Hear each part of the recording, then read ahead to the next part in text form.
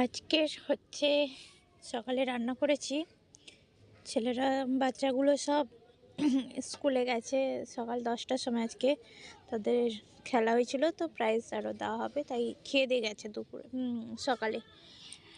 ভাত, শাকের ভাজা, শুশনি শাক আর বাঁধাকপি শাক দিয়ে ভাজা, আর সব রকম একটা ভেজ তরকারি।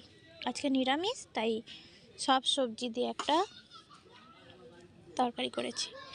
সবাই খেয়েছে, এবার আমি এখন ভাত খাবো না একদম, যেহেতু রান্না হয়েছে নিরামিষ, তো তাই আমি মুড়ি খেতে বসছি এই জন্য।